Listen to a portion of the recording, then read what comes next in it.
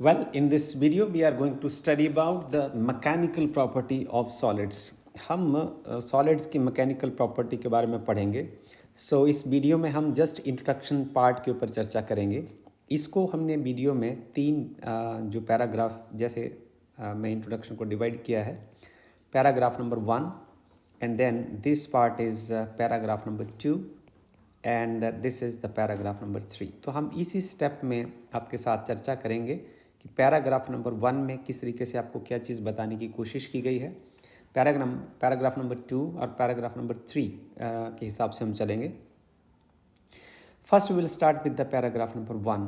तो previous chapter में हमने रोटेशन ऑफ बॉडीज़ के बारे में बात किया था कि जो बॉडीज़ रोटेट करती हैं उसकी फिज़िक्स को हमने समझा था. तो रोटेटिंग बॉडी में एक टर्म बहुत इंपॉर्टेंट होती है, that is called movement of inertia. So movement of inertia it is the sum of the product of mass and the square of the distance from the axis of rotation. So ये इसका definition हो गया.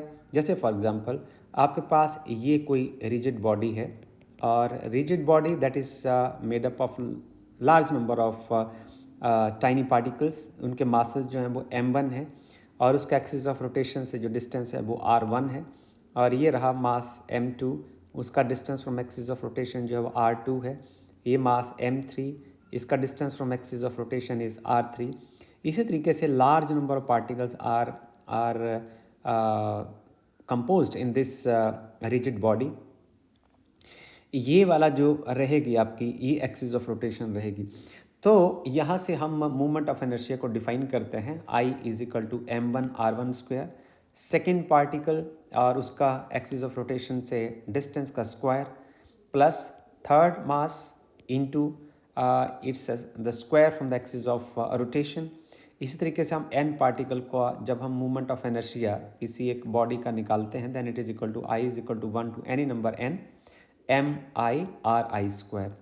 सो जो movement of inertia है जो हमने already पिछले chapter में पढ़ा हुआ है, ये डिपेंड करता है distribution of the mass from the axis of rotation. कि जो मास है वो कैसे डिस्ट्रीब्यूट हुआ है वो डिसाइड करेगा मूवमेंट ऑफ इनर्शिया की value. Because movement of inertia depends on the factor r/i, the square of the distance from the axis of rotation, right. उसके बाद हमने पढ़ा था कि एक रिजिड बॉडी क्या चीज़ होती है. तो rigid body by definition which is very hard, जो एक हार्ड सब्सटेंस होता है और इसकी डिफाइनाइट शेप और साइज़ होती है. उसका एक हार्ड होगी तो हार्ड चीज़ की एक शेप डेफिनेट शेप होती है और उसका एक डेफिनेट साइज़ रहता है.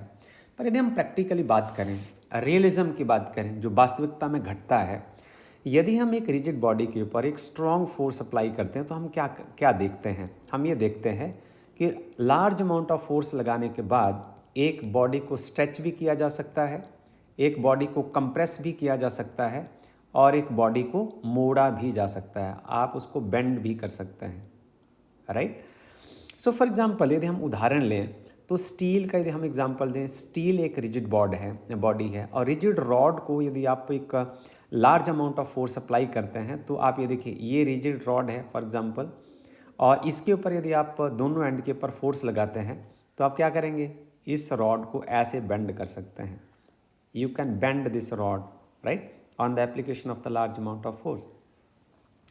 सो यदि हम रियलिज़म की बात करें तो रियलिज़म ये कहता है कि जो कोई भी सॉलिड बॉडी ऐसी नहीं होती है जिसको हम परफेक्टली रिजिड बॉडी कह सकें. So we can say that this means that solid body can not be perfectly rigid, वो परफेक्टली रिजिड नहीं हो सकती.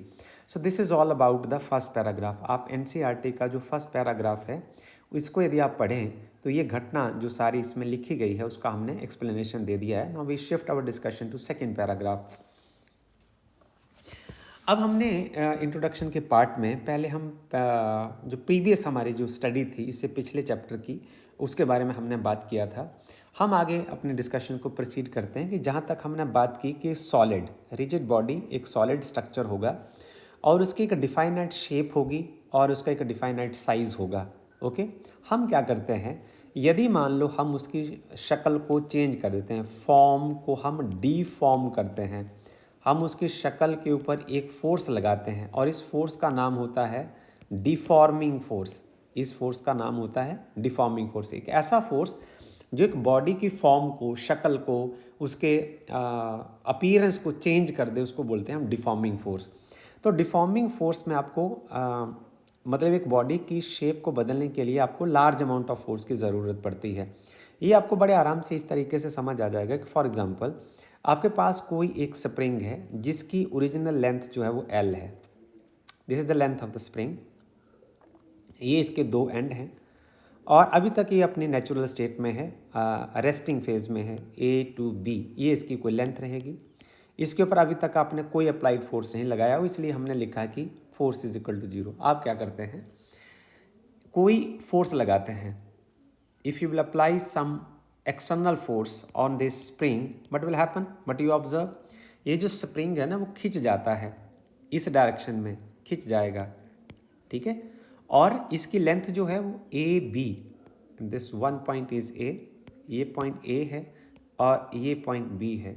आप क्या देखेंगे, आप ये देखते हैं कि जो स्प्रिंग है वो खिंच जाता है, इट इलोंगेट हो जाएगा। तो इसमें जो चेंज इन लेंथ होगी, change in length is equal to L prime minus L। सो यदि आप क्या करते हैं, इस एक्स्ट्रा फोर्स को रिमूव कर देते हैं, after removal of this force what will happen, after removal of this deforming force, जो फॉर्म को चेंज करने वाला फोर्स है उसको आप हटा देते हैं, तो आप क्या देखते हैं, आपका जो स्प्रिंग है वापस फिर उसी शेप को रीगेन कर लेता है। It will regain the same shape and size after removal of this deforming force. Okay, तो ये जो डिफॉर्मिंग फोर्स लगाने के बाद बॉडी की का ओरिजिनल शेप और साइज को रीगेन करने की प्रॉपर्टी को हम बोलते हैं इलास्टिसिटी। तो यदि मान लो आपको एग्जाम में डेफिनेशन पूछी जाती है कि give the definition of elasticity, तो डेफिनेशन ये रहेगी, the property of a body by virtue of which it tends to regain, दोबारा गेन कर लेती है, its original size and shape, अपनी शेप को और अपने साइज को बॉडी रीगेन कर ले after the applied force is removed, जब उसका जो डिफॉर्मिंग फोर्स है उसको आप हटा देते हैं और बॉडी अपनी सेम शेप में आ जाए, जैसे आपने स्प्रिंग के केस में देखा, तो इसको हम बोलते हैं इलास्टिसिटी ऑफ द बॉडी, ठीक है। This is called the elasticity of the body. और यदि हम एक और एग्जांपल लें, अब सवाल ये आता है कि क्या इलास्टिसिटी है जो प्रॉपर्टी है, क्या ये सब मटेरियल के लिए वैलिड है? It is not like that. आप एक उदाहरण लीजिए, आप एक कोई पुट्टी का या रेत का एक ढेर ले लीजिए, ये हमने बना के रखा है, ये कोई रेत का ढेर है।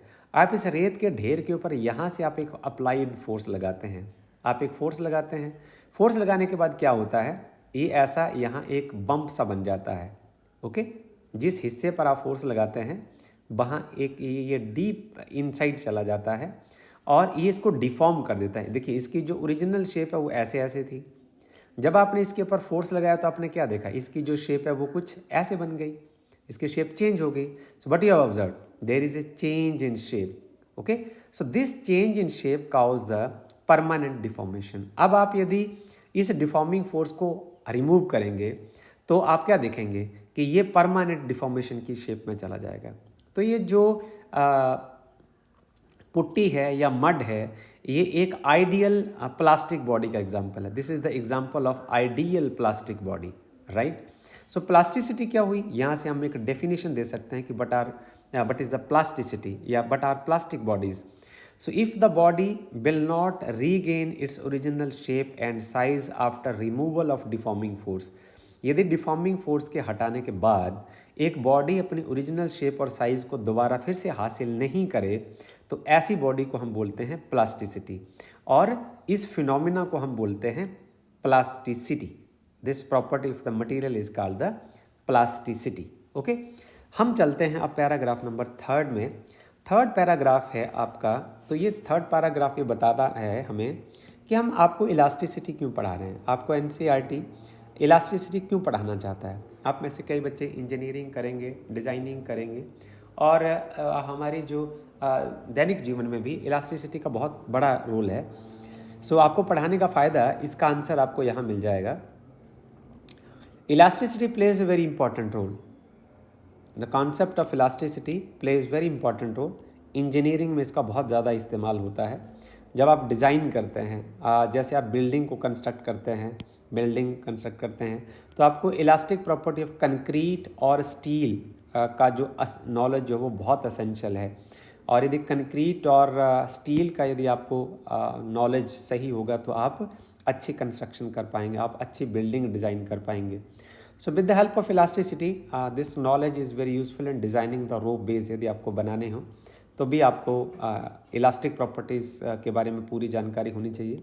ब्रिजेज़ आपको डिज़ाइन करने हो, ऑटोमोबाइल्स आपको बनाने हो, तो आपको इलास्टिसिटी का जो नॉलेज है वो बहुत एसेंशियल है। तो पैराग्राफ नंबर 3 से कुछ पार्ट हम यहाँ से पढ़ते हैं कि यदि आप इस चैप्टर को पढ़ते हैं तो आपको क्या फ़ायदा होने वाला है। कुछ सवाल होंगे ऐसे जिनका जवाब आप दे सकेंगे। वन कुड ऑल्सो आस्क, हम कुछ सवाल आपके पास ऐसे आएंगे। Number 1, can be design an aeroplane which is very light but sufficiently strong. सवाल ये है कि क्या हम ऐसा एरोप्लेन डिज़ाइन कर सकते हैं। कुछ एक सवालों के आपको जवाब मिलेंगे।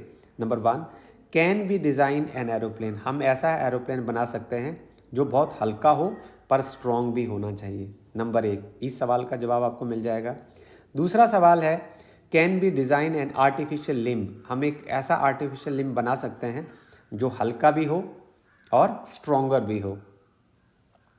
तीसरा सवाल, why does a railway track have a particular shape like I, जो रेलवे ट्रैक होते हैं उनकी जो शेप होती है वो कुछ इस तरीके की क्यों होती है, इसको भी आपको जानने का मौका मिलेगा। और अगला सवाल जिसका आप आंसर देने के काबिल हो जाएंगे इस चैप्टर को पढ़ने के बाद, भाई इस ग्लास ब्रिटल, ग्लास आसानी से क्यों टूट जाता है।